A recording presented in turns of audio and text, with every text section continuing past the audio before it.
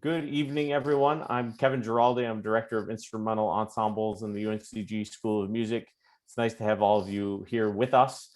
On behalf of my colleague, Jonathan Caldwell, I'd like to introduce our guest tonight, who is Damien Crutcher. Damien is co-founder and CEO of Crescendo Detroit. He is the director of the Detroit Harmony program for the Detroit Symphony. He teaches at Wayne State University, and we're really fortunate to have him here tonight to share his insights and ideas on a variety of topics. The group of people that are here with us tonight is relatively small at this point, so we'd like to invite more of an open discussion. So as he starts talking, please do feel free, if you have questions, to raise your hand, and Dr. Caldwell and I will moderate that and be able to facilitate dialogue amongst all of us who are here tonight. So Professor Crutcher, it's all yours. Cool. Well, it's good to be here. This is when I get nervous. I'm like, oh my God, I got to really do something. But it's good to be here with my friends, Kevin and Jonathan, and to be with you all too. Music educators, I'm assuming. How many music educators do we have? Oh, that's fantastic. So we can talk and do some things. So it's my pleasure to be here.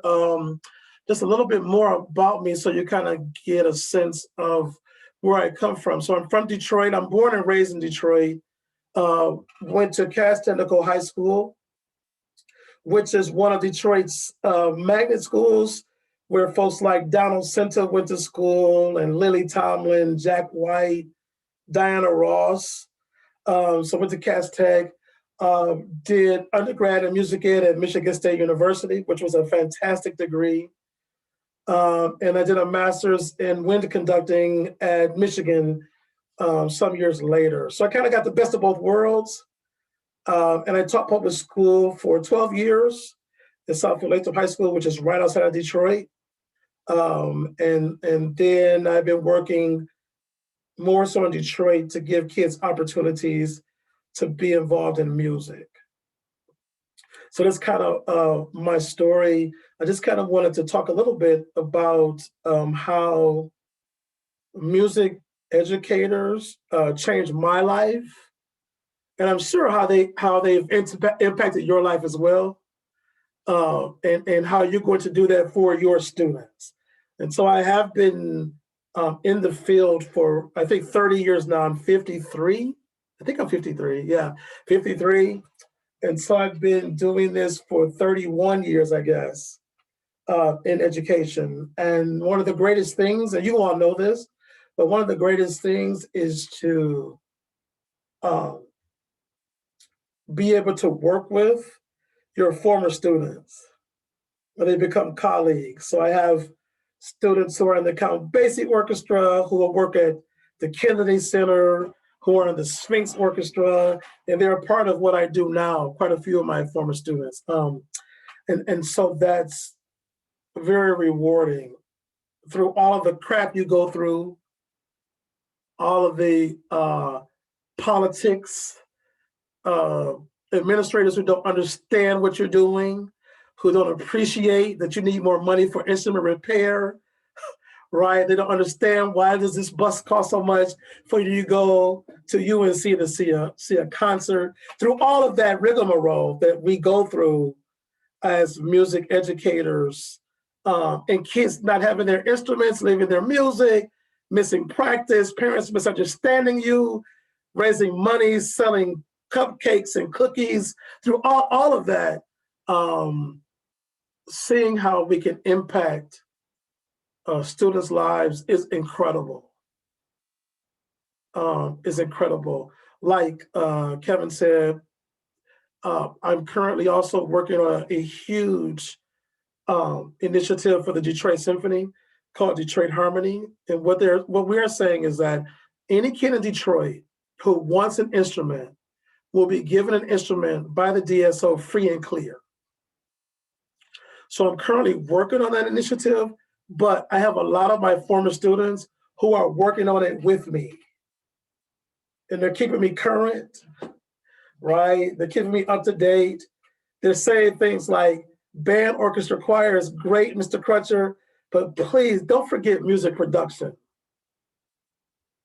Like, they're like, you cannot forget that piece of the puzzle.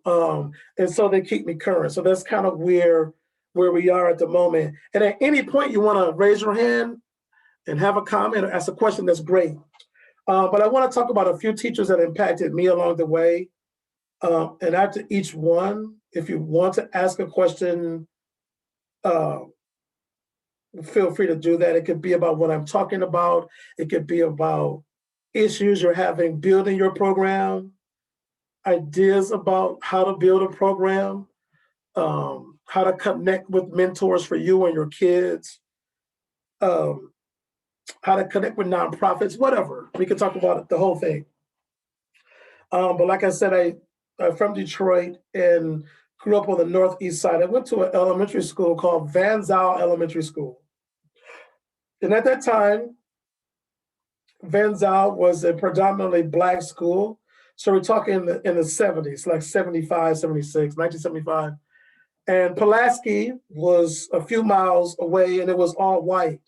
So they began to bus students. So they took half the students from Van Zyl, sent them to Pulaski, and half the students from Pulaski to Van Zyl, which was a very interesting time, right? And I have to tell you that a lot of us, Black and white, became friends, and we're still friends to this day. You know, at first you're looking at each other like, who are you? Like, why are you here? And what's going on here? But you learn to become friends and share and all that. But I had a music teacher named David Williams. And David Williams was, he was African-American. He was a graduate of Cass Tech way back in the day. He was a clarinetist and had a music ed degree from Michigan State. So he was a student at Michigan State when probably he was the only Black student in the music ed program at that time.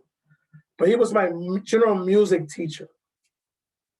And he was an amazing teacher. And in his class, and I didn't appreciate this until maybe 3 years ago, everybody. Listen, isn't that incredible? 3 years ago, I got it. In his class, he would teach us about Beethoven, and then we would go to Mozart, and then he would talk about William Grant Still and Ulysses K. And then he would talk about Diana Ross, the Carpenters. I made a list here. Leontine Price, George Shirley, Luther Vandross, the Beatles. You know, I didn't realize how important that was until like a few years ago. That he celebrated every genre equally, but that he made sure that us Black students in the class knew that there were composers out there like William Grant Still and Ulysses K. But we studied the artistry of all of those people, and the Carpenters, and the Beatles, and Earth, Wind, and Fire, and Diana Ross. Like he was, what, 40 years, 45 years ahead of his time. And we're just now starting to know that that's the key. We're starting to know that now. You know, I was just talking with Professor Giraldi and Professor Caldwell. When we came out of school, it was about Granger, Holst, and Vaughan Williams, you know, and how we had to learn the other stuff on our own, really, later. You know, we had to learn about Julie Giroux and Adolphus Hellstork, and then now we have Kevin Day and Valerie Coleman and Omar Thomas. You know, now it's much richer. So he was an important part of my life, and it's probably one of the reasons why I became a music educator, and another reason why later I would become a conductor too. I'm kind of equal parts. that. And he passed away a couple of years ago. I think he was 81, but he was a part of my life up until the end. He was there to teach me. Even when I started teaching high school in Southfield, he had a beautiful condo around the block. He would come up to the school and say, "Don't forget this, don't forget this, don't forget this." And I want your kids to play this, you know. So having that mentorship and having someone understand me from the community was a big thing, right? It was a major thing. And during that time in DPS, our general music book, this was our general music book in Detroit Public Schools. And it was written, I think it was put together in 1973. And so it's not even, it hasn't been used in 30 years. So whenever I find copies of it, I take them, you know. But if you, right, I do, don't tell anybody. I go to schools and they're sitting on the shelf. I say, "Can I have 4 of those?" Or I just slip one in my bag. Don't tell anybody. But if you look at it, this is the things that we grew up looking at, right? So George Shirley, Leontine Price, Paul Robeson, you know, they have music by Black composers in it, you know. And so it was a pretty powerful text. And I'm sure it was as powerful for the white kids as it was for the Black kids, right? To see these faces. And I have threatened, Kevin, I've threatened to do a modern version of it, but I just don't have time, you know. Anyway, so that's my first teacher, elementary school. Any questions or comments? We're good, because we're just gonna let it flow. So anything. Damien, I guess, Rebecca McLeod, hi again.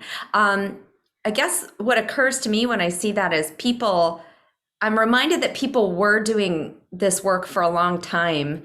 And sometimes we think like it's just starting. But I remember being at an American String Teachers Conference, and this woman, Jane Ayton, had books similar to yours, but for strings, that none of us had any awareness of whatsoever, that she had been using for years and years. And not enough people, but it just reminds me that, like, actually I don't even have a material that beautiful now. What happened? Right. Why did it just, like, what happened? You know what, that's an incredible question. I don't know. I think we went through some phases. Let me just see if I can talk it through. I think that, you know, we went through the women's liberation movement, right? And the Black Power movement. So these things came out of that. And I think then we kind of gravitated away from it and started thinking about assimilating. Maybe that's what it was. We assimilated, and we got back into the same old groove, that kind of comfortable groove. Maybe that's what happened. That's a really good question. I'm going to dig into that deeper. But I think that it's important to go back and see some of the stuff that our forefathers and mothers did, and go back and read what they were thinking and what they were processing. And you're right, it's not new. You know, like for I'll give you an example. Like with my Crescendo Detroit kids, you know, I'm the CEO of Crescendo Detroit. When we teach them lift the voice and sing, they don't have the context to feel it the way I did as an elementary student. To them, it's okay, it's lift their voice and sing. But to us, it was about liberation and struggle and justice. But I think now, since this last year has happened with George Floyd, I think our kids are starting to understand that part of life more. But they had no concept of it. They're like, okay, what is this? Lift your voice and sing. Good, that's very good, Rebecca. That's good. I'm gonna dig into that deeper. Like, what happened? Anybody else as part of this discussion at this point? It could be as awkward as you want it to be. It's safe. I promise I won't tell anybody. Okay. Any comments? Okay. Positively. Okay. So that's David Williams, right? And I have to tell you too that knowing the community is important. And you all know this, but wherever you're teaching and really digging into the community is crucial. Knowing where the kids come from, knowing their parents, knowing their guardians. And you all know what it's like to run into your teacher at the grocery store. Like, that's like heaven on earth. So knowing the community is important. And I have to tell you that that there was a group of Black teachers. They were young then. Mr. Williams, Mrs. Poor, Mrs. Cash. They knew the community. And so as a youngster, they understood that when I was 5 years old, I had two older brothers. They were teenagers who left the house one night, got into a fight at a local high school, and my older brother, who was 17, was killed in that fight. And the brother under him was never the same after that. The family was just, our family was just tore up over that. But these teachers knew what I had been through. And so they were able to work with me in a way where they didn't feel sorry for me, but they kind of pushed me so that I could make it, and my younger brother. So knowing that part, being a part of the community, understanding that kids deal with trauma, and how music can change a family. And so music changed my family. By the time my dad passed a few years ago, he was the happiest guy. You would never know that he dealt with those things back in the day. Because, I've got this son who went to Michigan State and Michigan. He's a teacher, conductor. My other son is this, and my daughter is doing this, And so, but music kind of opened that door up for us and changed the course of my life, which consequently did that for my younger brother. I was first generation college, and then he just followed me that way. So knowing the community, understanding what kids deal with, you all know, you teach kids, what this is like, is important. And so I'm going to keep moving, and just stop me when you want to say something. If you need advice about a situation, if you want to know more, it's great. In middle school, she wasn't a music teacher, but I had a teacher, she was a Jewish lady, Wanda Simperger. She was my 6th grade language arts teacher. And she was special in a way, right? For some reason, she gravitated towards me. And I don't know if she knew the family history or she just liked Damien Crutcher. I don't know. I was this real roly-poly kid, with a big smile. So I think she liked me. And I think this is the part about trust, building trust with kids and building relationships with students. She was good with that with me. So I became her student aide another hour, and she would give me the keys to the teacher's lounge. And she would say, Damien, do me a favor. You need to go fill up the pop machine every week for me. That's my job, but I need you to do it for me. So she would give me the keys to the teacher's lounge. I would go in there, teachers would be smoking and cursing. Teachers were smoking and doing their thing, but it was interesting that I think she was building something in me, this relationship, a sense of responsibility. You're special. I trust you with my keys to my house. Everything's on her key ring, right? And she did say to me one day, she took me in the hallway and she says, a lot of folks don't understand you. She said, but when you get older, you're going to do incredible things. She said, I want you to remember that. And I was just like, okay, thank you. But I will understand that years later. And when I was at Michigan, she would call me. And so me and so another teacher, we're gonna come up, let's have some beer, So they were so proud though. They were really proud of what I had accomplished. So anyway, that trust piece is important. And you all know that I'm talking to the choir. But I guess I just want to reiterate that to you. I know you know this. I know you practice it every day. But in the midst of budget cuts and misunderstanding and the pressure and the trauma of kids, and you trying to find a balance in your life, when to detach from it, when not to, I guess I want you to know that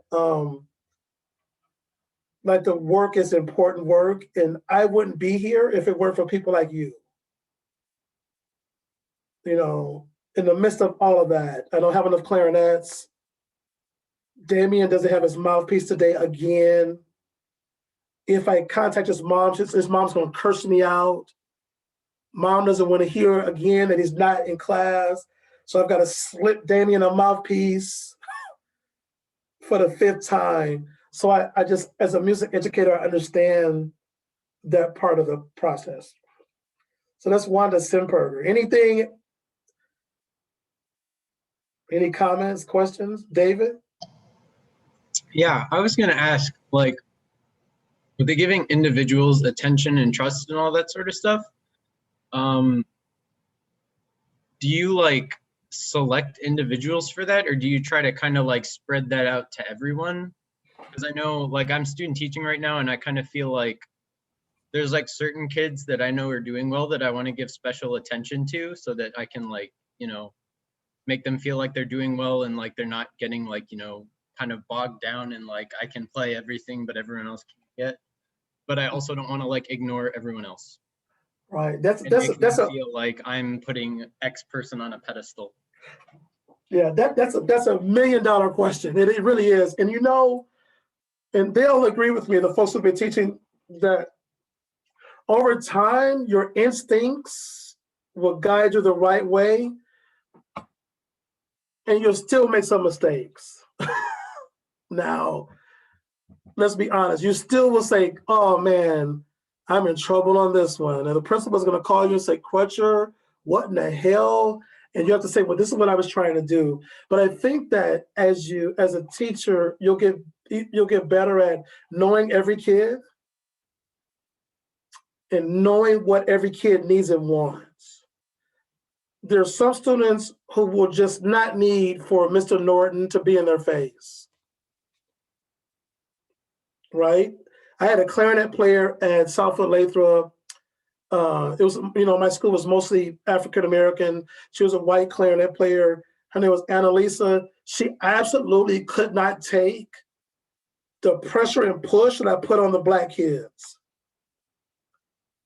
Right? So I never put it on her. She was great.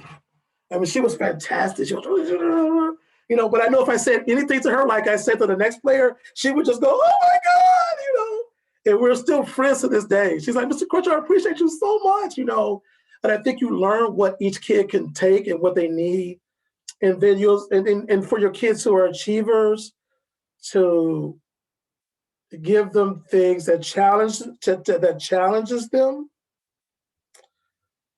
But then also for your student, like who I would have been, the last chair trumpet player, like to really figure out how can I connect with Damien Crutcher in a way that moves him to another place is important too. That's why we're exhausted.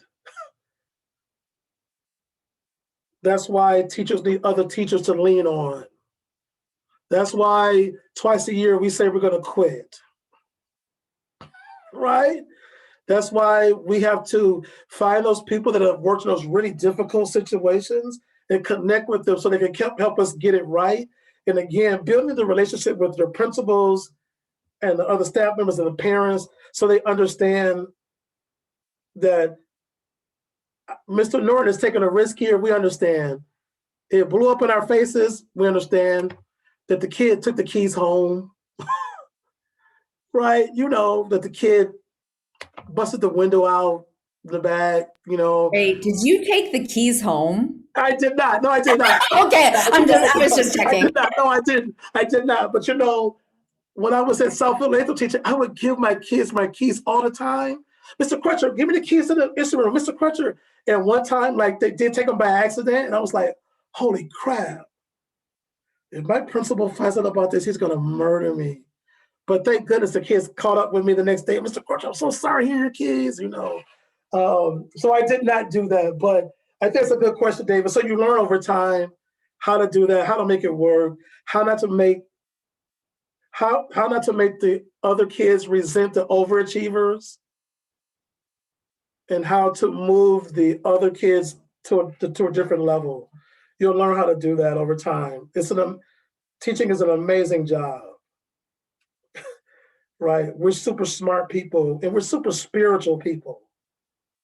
No matter what you believe in, we understand when Veronica's had a bad day in a previous class. We understand what to say and what not to say, how to leave Jonathan alone, right? Don't bother Jessica today, Mr. Crutcher, because she's, you know. So we learn how to do those things. Does that help? Does that answer? Okay, cool. Any other comments or questions? We're moving right along. Yes, James. So quick question for either beginning educators or those that are at least 2 or 3 years in the field. Do you have any advice for those that are either stepping into teaching or stepping into a new school that they know that they want to teach to their curriculum or what are the subjects they want to teach at? Either they've been asked to by their administrators or they know that this is the right thing to teach, and also make those immediate connections without in any way degrading what talents the students have to give? Okay, yeah, that's a good question. I think there's some baseline things that we should remember, and you all know this. I'm just reminding you that kids love teachers that love what they do.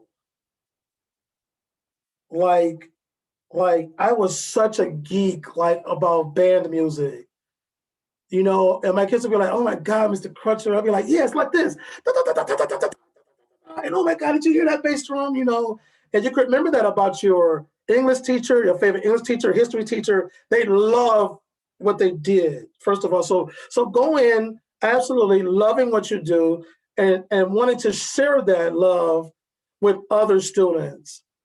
And I think you all could do better at this than we did, but also appreciating what they love and what they like. See, we didn't do that really. We just came in and said, boom, we just shoved it. And like my kids at Latham, I just shoved hosts down their throats, you know, and they loved it because I loved it. I loved it. One of my students, I said, Chris Johnson plays with Count Basie. He was director of jazz studies at Utah. And he talks about that. We do this interview at the DSO. You can look it up. It's called Between Two Stands. And Chris and I talk about that. He says, you know, we didn't care about Lincoln Star Posey, but because Crutcher loved it, we loved it. So I think you have to go in loving what you do, meeting kids where they are, understanding what they really like, drawing those connections, and then looking for those immediate wins, like those small wins, you know, there's those successes that can happen like that. You know, like the first time you give a kid a compliment when the last teacher was a jackass, you know, and they'll go, oh my God, he gave me a compliment. Well, yeah, you know, it was good. You know, or if you see a kid that needs something, here's a mouthpiece, just try this mouthpiece. See what you think. Or you sit down and play with that kid. You sit down and play with that student and share your experiences and share your stories of college and where you went to school. And I think that, and then being sincere about what they love,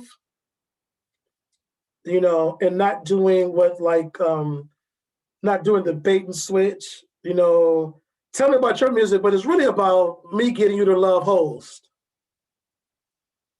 But it's really about sharing with each other in each other's experiences.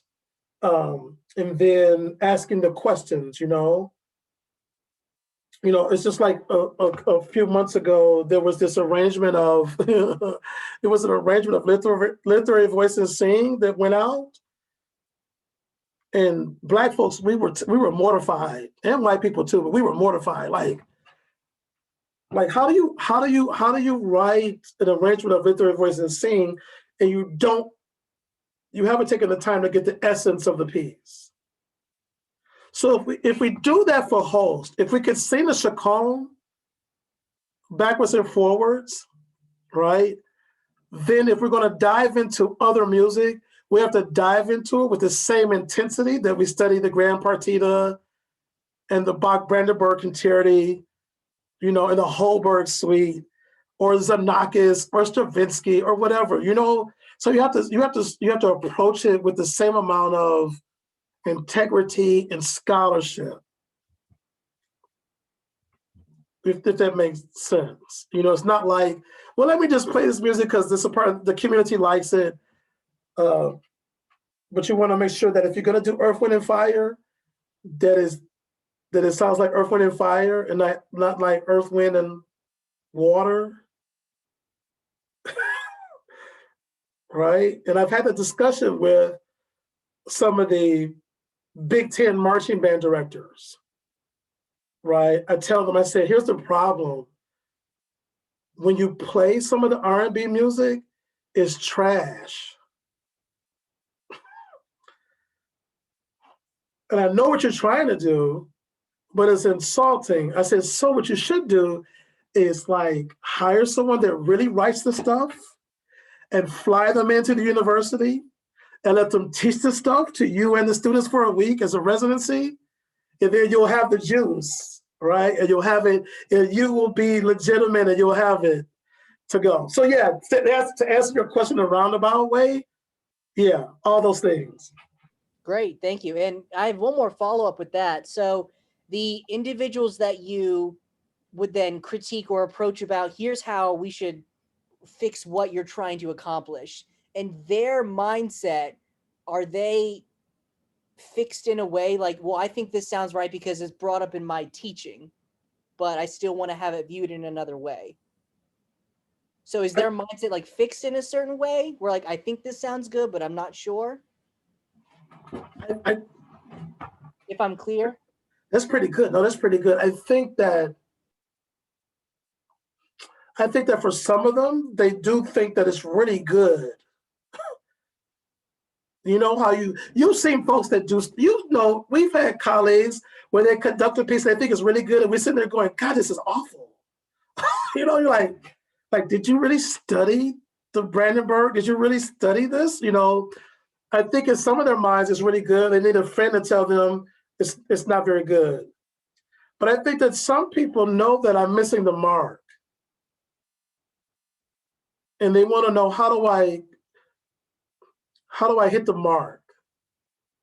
And so they're open to receive that. Like for me at Southfield Lathrop, I had this amazing symphony band. Like I said, it was mostly African-American. We played at Carnegie Hall. And one year, the kids cornered me in the office and said, hey, Mr. Crutcher, we love you. We love it. And we love Lincoln Star Posey, and we love Miles Davis, and we love it. But the marching band is killing us. And I said, so what do you mean? Like this corps style marching band and doing Robin Hood on the field in front of our family and friends is killing us. We're embarrassed. The other high school is doing Black college marching band, and we don't want to do this anymore. And they were so serious about it until I said, okay. I said, where I'm from. I said, I went to Michigan and Michigan State. And Cass Tech didn't have a marching band. I said, so I found some guys who did the style. I talked to the boosters, and the next year we made the switch, which was remarkable because I got kids in the band that would never want to be in the band after that. They were beating down the door. Like, hey, Mr. Crutcher, you Mr. Crutcher, right? Hey, can I be on the drum line? I said, do you play? No, I don't play. I said, well, okay, just come to rehearsal. Just come. I mean, whatever. You know, and then we started these auxiliaries. You know, you got majorettes now, right? You've got the majorette squad. It's so like 50 girls try out for majorette. And then you've got the flag corps and 50 girls try out for that and some guys. And you've got the dancers, because, you know, every Black college band has a set of dancers, you know, so you've got 50 students that's try out for that. It was just this, it was unreal. And then we started to compete in the Southern marching band competitions, and we got slaughtered the first 2 years. I mean, those bands had learned in the South how to mix the best of core and high stepping. They were incredible. And so we learned how to do that. So I think that's part of the process too. We have to understand what we don't know and where we need help, and be secure enough to ask for the help in this area. And when the help comes, treat the help right, and give them what they need to help you navigate. I'll tell one more story about that. We did this competition in Southfield, right? And so there are like 10 Black bands there, you know? And so at the end of the game, everyone yells 5th quarter. And I'm thinking, well, what is this, you know? And so we're the last band on the field. So all these bands come down and just surround us. And I'm thinking, oh, holy crap, we're about to die, you know? And the other band was like, no, Crutcher, this is what we do in the Black college thing. So it's the challenge, right? So you have to play every piece your kids know until the last band is standing. The challenge is the biggest part of the football game, the 5th quarter. And so you just play your book down, you know, and you play, they play, and they play, and you play, and the crowd goes, yeah, oh man, hell yeah, oh yeah, you know. And so it was an eye-opening thing for me to see that. But I use it to my advantage, right? Because I'm like, you know, we got to learn all 20 of these songs for 5th quarter. Like, you know, we can't go out there with flip folders and stuff, right? Like percussion, you suck. You can't do that. Do you know what the schools are going to do? They're going to run us out of there, chase us down the street. So it became this thing. And it transformed me as a teacher, honestly. It transformed me as a teacher to think more broad-minded. And I did get a chance to meet some students I would have never met before.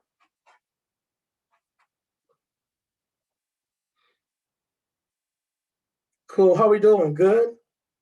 This is good stuff. Any other comments before I move to my next couple? Anything? And so,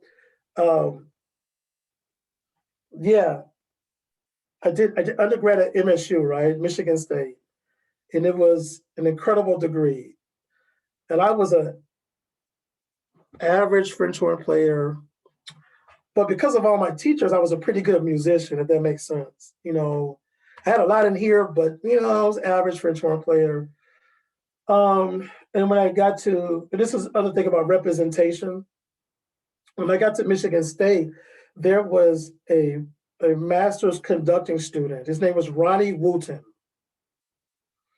He was working on his master's in conducting with Eugene Corporon, who was the director of bands. And so Wooten, he's, you know, African-American from the South, you know, and I would sit there and watch him conduct. I was in a concert band. Ronnie is my classmate. Shut up. I'm going to text him right now. Okay, I'm going to text him. And so he'll holler. I'm sorry, he'll holler. But he'll holler. Okay. Yeah, but Ronnie and I, let me say, I was a junior when he entered ECU as a freshman, and he is from Goldsboro and went to Goldsboro High. There were quite a number of students, period, from Goldsboro High, but specifically the African-American students that came to ECU in that freshman class as music majors. So yes, Wow. I know Ronnie extremely well. Okay, I'm gonna text him too. The next time somebody asks a question, I'm gonna text, but I'm gonna shoot him a text. Okay. Okay. Okay. I cannot tell you. Let me just write your name down. I don't want to miss it. He's gonna holler. And so I would watch him. First of all, he is a masterful musician. And he's Black. And I'm in his band, concert band. I'm just watching this guy like, godly. I would miss my interests. I would just look at him like, wow, this is incredible. And so he saw me in the courtyard one day between the two music buildings. He said, hey, you, come here. And he says, what's your name? And I said, Damien Crutcher, blah, blah, blah. And he says, where are you from? I said, Detroit. He said, oh, you must be one of those Cass Tech kids. I said, I am. And he said, you want to be a music teacher? I said, I do. He said, you want to be a good one? I said, I do. He said, are you sure? I said, I'm positive. So we kind of parted ways. So the next day he brought me an album of Fred Fennell conducting the Eastman Wind Ensemble. And it was the William Byrd Suite. And keep in mind, I'm 18 years old, right? And he says to me, take this to your dorm room and listen to it and tell me what you think tomorrow. And so I listened to it, kind of blew it off. I listened to it. And you know how William Byrd Suite is. If you don't grab it, it's not going to grab you, And so I came back the next day and I said, oh, it's so boring. And Wooten cursed me. He cursed me out. He says, you will never be a fantastic band director if you don't understand music like this and be better than everyone else. You got to study this stuff. Take it back and listen to it until it gets all in your system. And I did every night. My roommate was like, oh, what is this? But he was a music major also. And so then he started to give me private conducting lessons.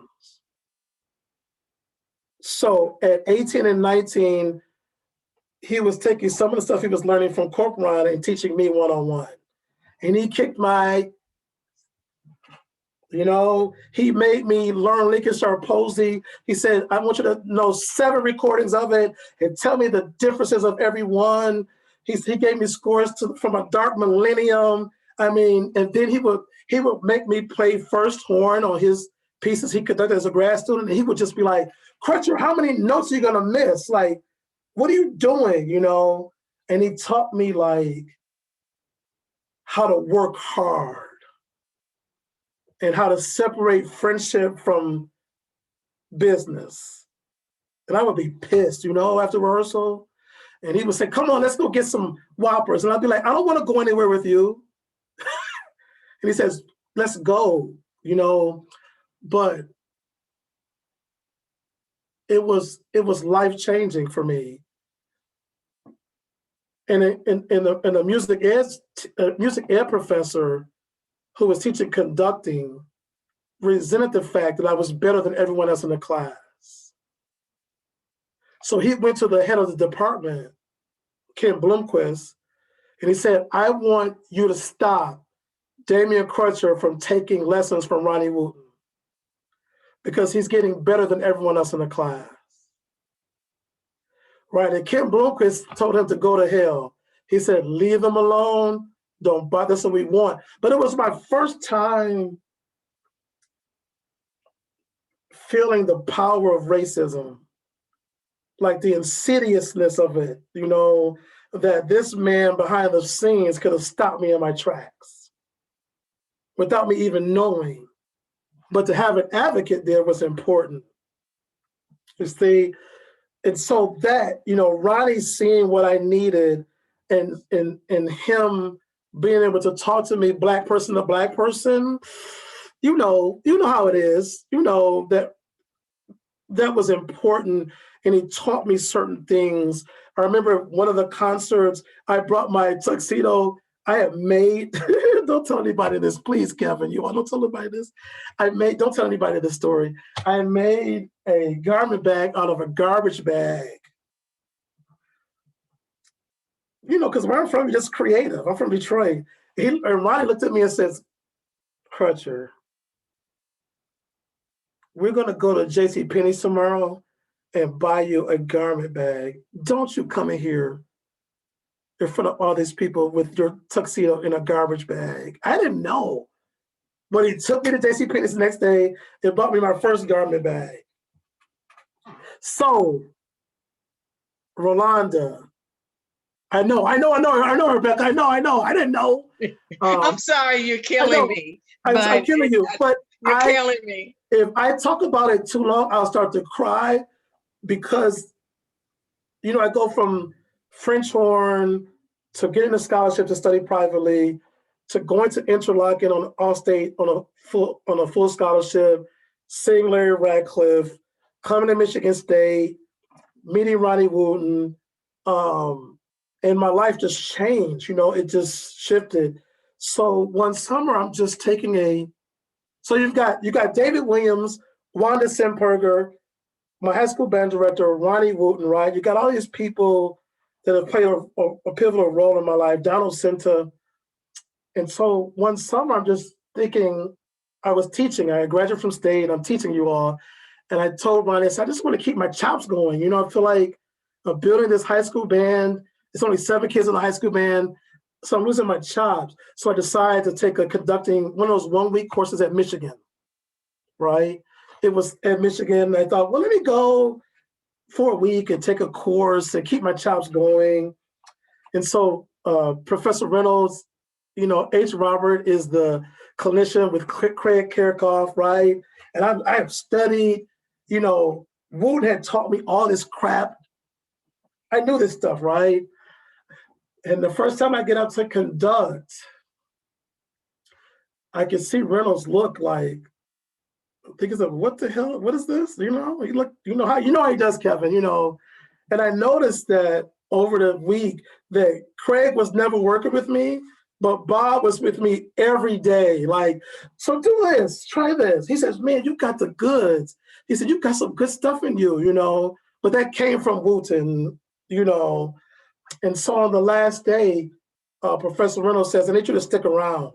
I said, sure, fine. He says, you've got some good stuff in you. And I want to take you to the next level. He said, but you've got to quit your teaching job. And you've got to be my grad assistant. And he says, and I want to remind you of this, I don't recruit students. He says, do you understand what I'm saying? I don't recruit students, but I'm recruiting you. I said, oh, okay, you know.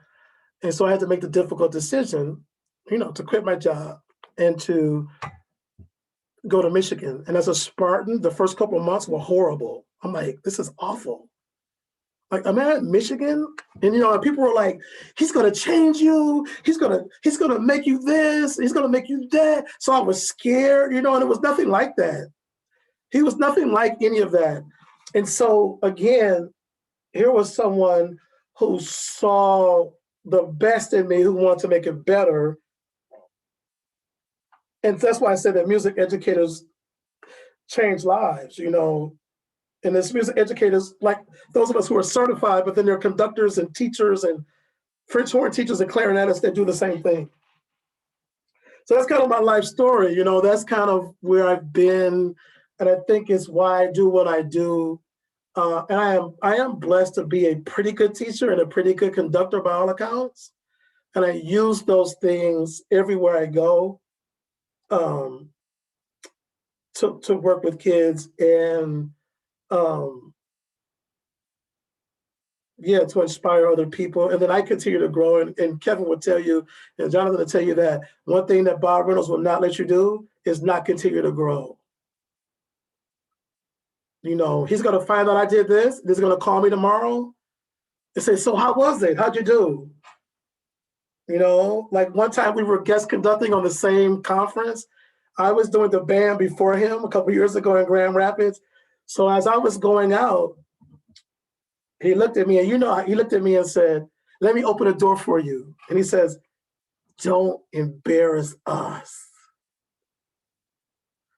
Right, it was so powerful because he could tell I was uneasy about what I was about to do. And by him doing that at that very second, when I got to the podium, I was good to go. I was laughing. I was good to conduct. So teachers know what to say in that second. But I do owe a lot, Rolanda. I owe a lot of who I am and what I do to Ronnie Wooten, So when Ronnie calls me, I answer. When he, and then on top of that, Professor Reynolds took everything I learned from Ronnie and just took it to the next dimension. He says, "You got all the good stuff. I'm going to teach you now how to break all the rules." So anyway, that's kind of my spiel. Any comments or questions? Anything? I really related to switching from chord style to band style. I'm sorry, from chord style to high step style within bands. I'm not a band person. I'm an orchestra person, but I love high stepping, but I like good band music, especially with the marching bands. It was always interesting how, and I don't know if others know about this, but it was always interesting how when halftime came, nobody left the stadium at the HBCUs because you're going to see the band. Listen, You get to see the show, you're going to see the bands. But at the PWIs, everybody's at the concessions, and et cetera, and I'm there to see the band. I went to a rival school from you, so for graduate school, UW-Madison, and, and that was very interesting. When the band came out, and they had an African-American drum major, and he came out very much like Southern University. And he did his back bend and all of that. We were thrilled. And then the band came out, and it was like the drum major was high stepping, and UW's band was walking. That's what we call them, the walking band. And we could not stand it. There are a whole lot of other things that went on at that game that we didn't come back anymore while we were in graduate school there. Well, I take that back, maybe one or two more games, but it was so contradictory.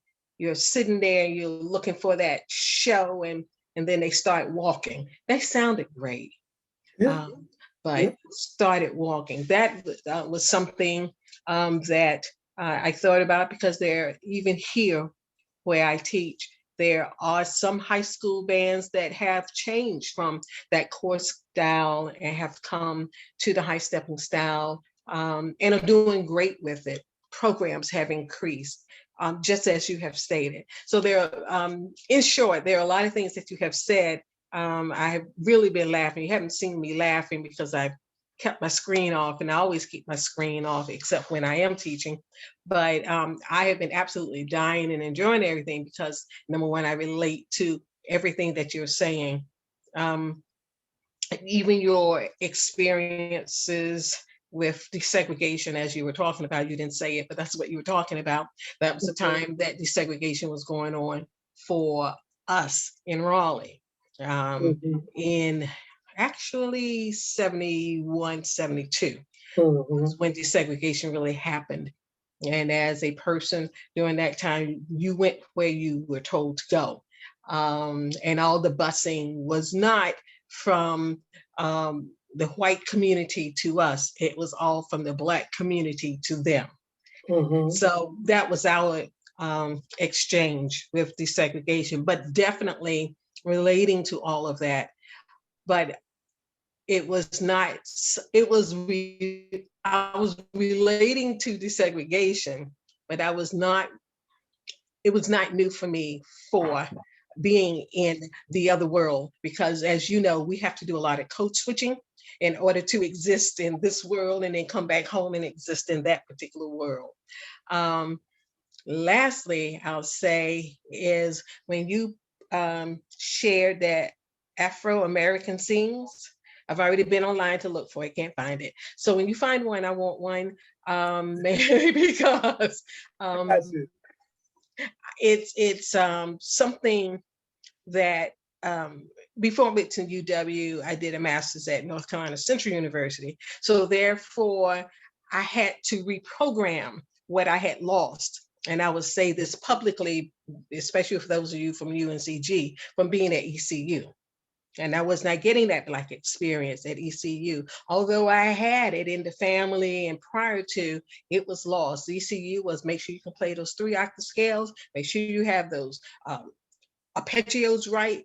What 8-2, what you doing for jury again? Da da da da da. Okay, they taught us if you're going to get a job, you take a job in your field and not one not in your field. That was the sense at that particular time. So it was a different regiment, and I lost it. But I was most happy to be at Central because I gained it back. And many of the composers that you know were friends of my uncle's because he was also in music, and they were his friends. So I say all of that to say that I taught myself a lot of things because that's where I started focusing, and that was my focus, and that was very important to me to regain that. It is also important, as you have said, if you're going to talk about Luther, for the rest of you, I'm sorry, for the rest of you Luther Vandross, if you're going to talk about Luther, as we say his name, then you need to also definitely know about the Beatles. And then I twisted, and if you have the Beatles, you need to twist that back to Earth, Wind, and Fire, because Earth, Wind, and Fire redid their song, the Beatles song. You need to know that interconnectedness. Yeah. And I agree wholeheartedly with you because that's what I teach. That's what I believe. And if you're in my class, that's what you're going to get. So that too is very important. And therefore, I'm getting back so I can shut up. And therefore, that particular book would be very important. I've not seen anything like that because we didn't have anything like that here. Okay. We had those little yellow or green books in school that we would sing from and had all the music in it, especially in elementary school. So I would love to have a copy of that because it's important. Thank you, because it's so important to my well-being and all of my studies. While I was at UW, Leontine Price came to, I don't even remember what we called it, I guess the Convention Center auditorium or something uptown. And we went marching through the snow to get there to see her and to hear her and the ovations that she received. But I'm with you. I'm so with you, and I appreciate the conversation. I appreciate the questions that students are asking and beginning to think about. And I say to students, because as I'm trying to retire, and it's not retire, you do need to know, and it's so important, and your students will appreciate the fact that if you are all inclusive as opposed to just on one road, and if you would take that road less traveled and add that to your students' curriculum, I don't care what you teach. My students today my orchestra students today got the instrument, since we are still trying to do this virtual everything, about the celeste. And then I knew they had heard the celeste, but you have to take something that they don't know. You have to put it with something that they do know, identify it, and therefore they will remember it. So even though the celeste has nothing to do with orchestra, some of them don't know Harry Potter, but they all know the Nutcracker. So, okay, and I wasn't ready for the Nutcracker. And then use something that they may have taught you or shared with you in class And now you can use it to your advantage to help them to learn and to grow. So you have to have that interconnectedness. Yeah. You have to. There's no way in the world you can do music without it. Yeah. Well, thank you So so that's much. all I got. No, Thank you. I appreciate that. You know, it's I know we probably have to wrap up. I think that I have to say that in this last year since the George Floyd incident, I've had more fantastic conversations like this than I've ever had in my life. And I'm really optimistic. You know, I've talked with groups from Michigan State, this group, Michigan, Crane School of Music, UT Austin, Texas Southern, Texas Tech, Wayne State University, Western Michigan University. Like I've talked to all these groups, Cal State Fullerton a couple weeks ago, and I'm optimistic, you know, because you all are, you know, the younger folks like you all, like I'm old, you know, I'm 53, like you all think more broadly and you think about these things that we didn't think about. So keep thinking about that, you know, and move us past. Okay, I did a piece by Julie Giroux and I did a piece by Kevin Day. Like, move us past that where all these folks' music is a part of what we just do. It's just a part of it. Our kids grow up, you know, knowing Valerie Coleman and Holst and Thelonious Monk and the Beatles and the Carpenters and Luther and Michael Jackson. And you look, and DJ Quickle, whoever, you know, whatever it is that they learn those things. So, yeah. Cool. That's fantastic. Thank you, Damien, for being with us tonight, for sharing all of your thoughts. It's such an inspiring conversation. Thanks to all of you for your comments and your questions and sharing your stories and bringing your own experiences into the conversation. It adds so much to what we can all take away from it. So thank you very much. Good luck to all of you who are in the schools, finishing up the last 6 weeks or so, I guess, of your semesters. I know it probably can't come soon enough, especially in this crazy year, but stay well. Take great care of your students as you always do, and keep in touch with us, and we will certainly keep in touch with you. I just put my email in the chat, and I think I'll be down there at some point. So I would love to come see your programs while I'm there, work with kids if you want me to, have lunch. Maybe next year or the year after, I think I'll be around. So that's right. Damien would have been here to guest conduct at the Carolina Band Festival back in February, which obviously did not happen. But the plan would be to reschedule that for this coming February. So I will be in touch with you with those dates and all the details now that we're getting our calendar settled out. I look forward to it. So we'll all hook up and talk and share and all that. Absolutely. Damien Crutcher, I have to say hello. I hope you remember me.